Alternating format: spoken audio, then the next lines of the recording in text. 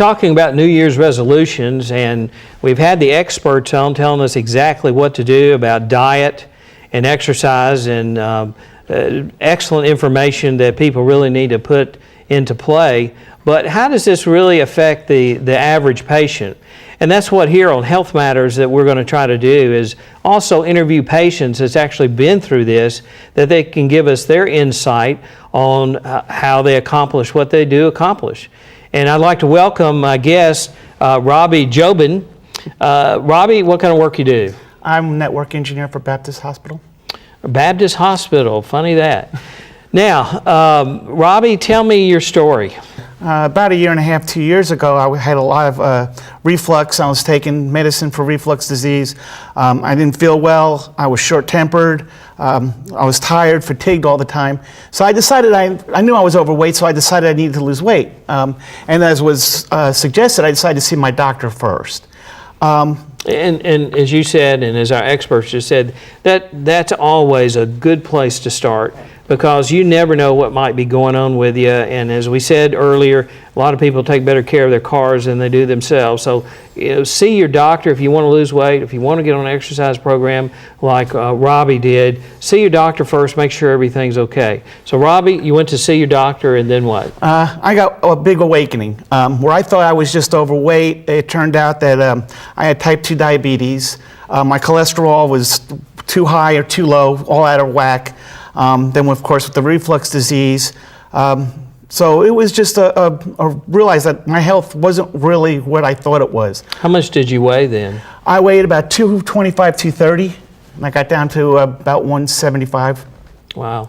Now, was there a family history of obesity or diabetes? Well, my mother's overweight. My grandmother was overweight, but my grandmother did have diabetes. In fact, she died from the complications of diabetes, and which was a big motivator for me to change my lifestyle. And my father has diabetes, so it was kind of a challenge.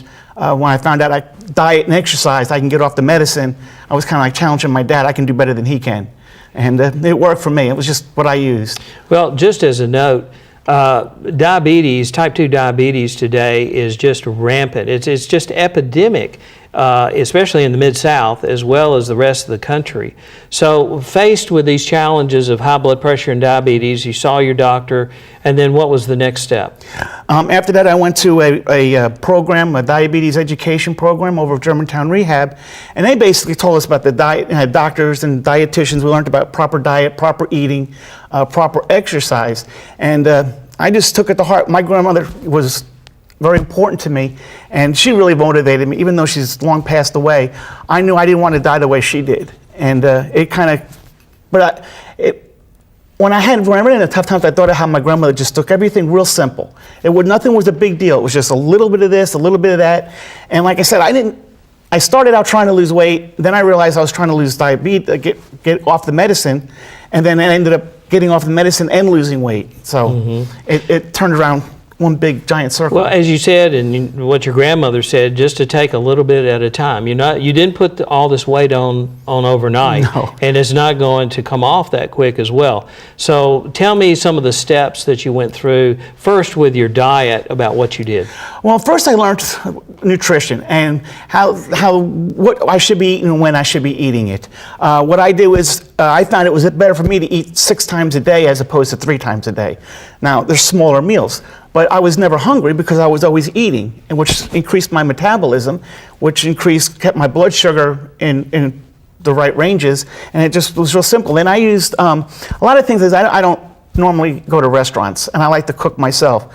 So what I would do is instead of using mayonnaise, I may use yogurt, or I'd use the good oils instead of vegetable oil. I don't eat fried food, but I do love fried food every now and then, and I did eat it once in a while. I found out since I don't eat it, it makes me sick now just from not eating all that grease.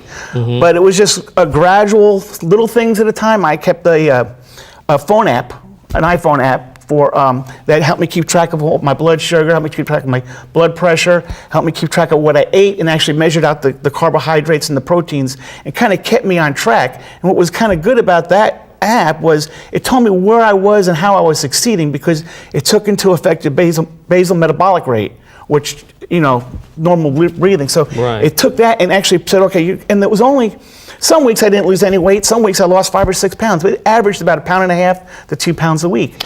Well, and Robbi, I try to tell my patients this as well, how important it is for you to get involved in your own care, especially people that are type 2 diabetic. You know, it's not all on the doctor and it's not all on the medicine. It's oftentimes you need to get involved, just like what you're describing that you did and had such a great success story with that. So, you know, people get so discouraged. You know, one week they'll lose a lot of weight. The next week they don't lose any. They think, well, it's all over with. But what was your experience with that? Like I said, sometimes I would lose a lot of weight, and other times there wasn't. And I did some research and found out, and talked to the dietitian and the pharmacist, and learned that it's because of the way your body retains water and how it uses the food and the proteins and stuff that you're eating. And sometimes it isn't constant. It'll be, you know, you'll retain some more water while you may not think that you're losing weight. And if I didn't lose weight that week, I just didn't, as long as I kept with the foods I needed to eat, did the exercises I needed to do, I knew it would eventually come around. What kind of exercise program did you do? Actually, my exercise program was real simple. I got out of my chair. When at work, instead of sending email back and forth, I would get up, I would go visit the person. Not only did it help resolve problems, because you talk face-to-face communication, I'm walking. I'm getting up. Park in the back of parking lots. I take the stairs. I don't take the elevator. I do go for a walk every day. In fact, and you notice, folks, that this doesn't cost anything. You don't have to go buy a membership, an expensive membership. These are things that are just common sense. As our guest said earlier, just walking. David Grigsby, our physical therapist, just getting out and walk. And so we can do a lot of things and not cost any money like what you're talking about. Yeah, and I found out, you know, I went and got, you know, one of the pedometers, right, and was amazed that after a while how much I was actually walking around just doing everyday things. Like I say, just get out of my chair, put the email down. Now, what did your doctor think when you went back and your numbers were getting better and that you could get off some of your medicine? Actually, the last time I had a physical with my doctor, what he put in my medicals really impressed me, was he said that my hemoglobin A1C, which is the blood test for... That you measure, it's a test to let you know over the last 90 days right, how your blood sugar's been. And in the note that he sent me was, your blood glucose was 5.5, that of a non-diabetic person. Wow, what a success story. So, I mean, so you go from type 2 diabetes, you go from being overweight, blood pressure medicine, diabetic medicine, following the guidelines of diet and exercise, and you lose a total of what? About 45 pounds. About 45 pounds. And are you currently on diabetic medicine I'm right not now? on any medicine of any kind. Okay, the last few minutes now, tell us how to maintain this. You know, it's a great story for you to get to that point. How do you keep it off and how do you maintain it? Because with me, I made it a lifestyle change, a healthy lifestyle change.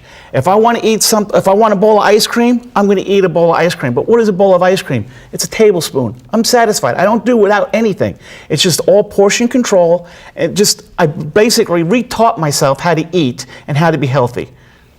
Well, Robbi, thank you so much for being our guest today. And I just want our audience to realize that if you do these things that our experts talked about, it can really work. And Robbi is a great example of putting into practice some simple things about diet and exercise and having success.